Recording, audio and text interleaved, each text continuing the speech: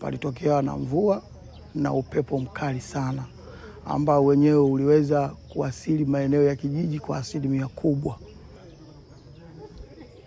Hali ya wananchi wako ikoje? Hali ya wananchi wangu kwanza niseme wapo kwenye hali ya majonzi kulingana na changamoto iliyoweza kuwakuta. Wengi wao wamekosa sehemu za kulala. Wengine waliweza kuja kujihifadhi kulala maeneo ya ofisi na kwa majirani.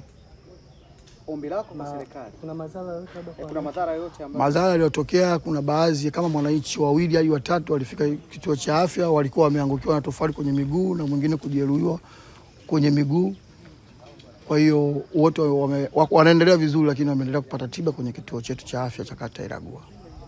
Vipi ombi lako?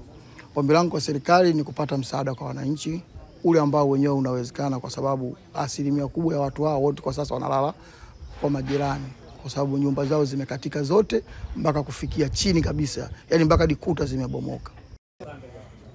Katika kata yangu tumepata maafa kutokana na mvua iliyonyesha tarehe 14 kuamkia tarehe 15, ambapo kaya 433 zimepata maafa, ikiwemo na taasisi ndani yake. Kwa maana taasisi zipo 5.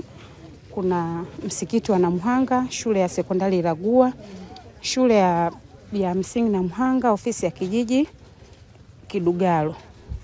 Kwa hiyo kama mtendaji kata kushirikiana na wenye viti wa vijiji wa kata ya Iragua, vijiji 4 pamoja na watendaji pamoja na mheshimiwa diwani, tulishirikiana kwa pamoja kwa ajili ya kuhamasisha wananchi kwanza waanze kusaidizana wenyewe kwa wenyewe, kwa maana kwa kulingana na adha hiyo kubwa tusingeweza kumsaidia mtu mmoja mmoja. Kwa hiyo tulifanya mikutano kwenye kata nzima kwa jana na kuhamasisha wananchi waweze kushirikiana wao kwa wao katika kurudishia zile nyumba ambazo zinaweza kurudishika kwa haraka ili watu waweze kupata makazi ya kujihifadhi.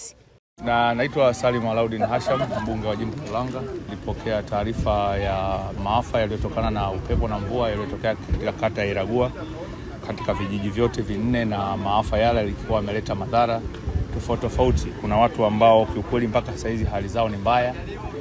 Nyumba zaidi ya 433 zimepata maafa. Wengine asilimia 30 at least kidogo unakuta mapaa yametoka nusu, lakini asilimia 70 nzima watu hawana nyumba za kuishi, lakini pia hawana chakula. Kwa hiyo ni wito wangu kwa wananchi wenzetu pia, mwenye chochote ya kuwasaidia kata ya Iragua tunaomba tusaidie.